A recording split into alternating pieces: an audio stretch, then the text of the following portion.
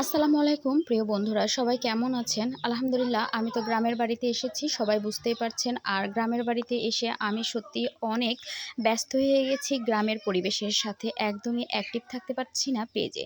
এদিকে বাচ্চারাও খুব ব্যস্ত, চারিদিকে ছুটাছুটি করছে। আর সামনে তো ঈদ, তো জানছেনই, ঈদ, তারপরে এই তো আমের সিজন, তারপরে ধান ওঠা, সব কিছু যেন, সব উৎসবগুলো যেন একসাথে লেগেছে। এই তো বাড়িতে ধানও উঠেছে আর প্রচণ্ড গরম। এই গরমের মধ্যে আমিও কি করব, আমি তো আসলে তেমন কোনো কাজ করছি না। তারপরে হঠাৎ করে মনে হলো এত গরম পড়েছে, তো ফ্রিজ থেকে আমি আসলে দই বের করলাম। আর এই যে আইসগুলা ছিল, মানে বরফ, সেগুলা আমি বড় একটা বাটি থেকে বরফগুলা খুলে নিয়েছি। নিয়ে বরফগুলাকে আমি কিন্তু শিল দিয়ে ভেঙে নিয়ে যে গ্লাসের মধ্যে দিয়ে দিয়েছি। আর দই দিয়ে আমি এই লাচ্চিটা বানাইছি। দই দিয়ে লাচ্চি বানানো আসলে আপুরা ভাইয়ারা তো জানেনি, তারপরেও বলছি, যাই হোক, যেহেতু ব্লেন্ডারে আমি করিনি, আর ব্লেন্ডার ছাড়াও কিন্তু এভাবে বোতলে বানানো যায়। দই, চিনি আর একটু লেবু এবং লবণ দিয়ে ভালো করে ঝাঁকিয়ে নিলেই ইনস্ট্যান্ট লাচ্ছি রেডি হয়ে যায়। এই গরমের মধ্যে এই রকম এক গ্লাস লাচ্ছি খেলে কিন্তু শরীরটা আসলেও অনেক ঠান্ডা হয়, বেশ ভালোও লাগে।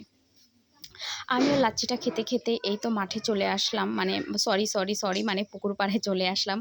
ঘুরে ফিরে খেতে বেশ ভালোই লাগে। আর এত গরম পড়েছিল, এই জন্য আমি করছিলাম কি, বাঁশবাগানের নিচেই আসছি, এখানে খুব ঠান্ডা। আর এদিকে রোদ উঠছে। এই যে ধানগুলাকে একদিকে শুকানো হচ্ছে, উড়ানো হবে, ওইদিকে এই যে খ্যারগুলাকেও শুকায় পালা দেওয়া হচ্ছে।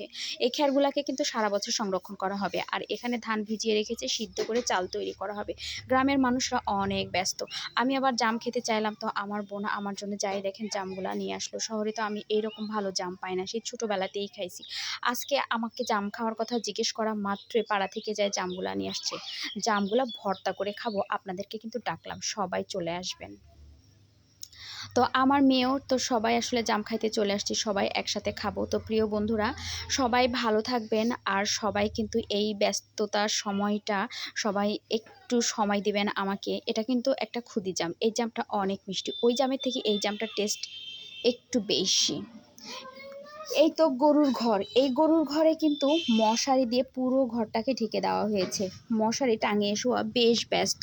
আর গ্রামে কিন্তু গরুকেও মশারি টাঙিয়ে দেওয়া হয়, তাই এইভাবে কিন্তু মশারি বানিয়ে নিয়ে পুরা ঘরটা ঢেকে দিলে বেশ ভালোই হয়। আমি প্রথম দেখলাম, তাই ছোট্ট করে একটা শ্যুট নিয়েছিলাম, সেটাই আবার এখানে আপনাদের সাথে আমি শেয়ার করলাম। এতে করে হয় কি, গরুকেও মশা কামড়ায় না। আর গ্রামে কিন্তু গরুকে মশারি টাঙিয়ে দেয়, ফ্যান দেয়। গরু পালাও এখন অনেক ব্যয়বহুল, আর গরুদেরও অনেক সুবিধা অসুবিধা মানুষের মতোই চিন্তা করতে হয়। এই যে এখানে ধানগুলা ভেজানো আছে, আমার মেয়েও আবার খুব উৎসাহ নিয়ে ধানগুলা দেখছে যে ধানগুলা কেমন করে ভিজানো হয়েছে। এই তো এই ধানগুলাকেই শেষ রাত্রের দিকে সিদ্ধ করা হবে, তারপরে শুকিয়ে ঠিক যেই প্রসেসে চাল তৈরি করা হয়, চাল করে নেবে। তো প্রিয় বন্ধুরা, সবাই ভালো থাকবেন, সাথে থাকবেন। এই ছিল ভিডিও আপডেট, যাই হোক, আপনাদের সাথে শেয়ার করলাম। সবাইকে আল্লাহ।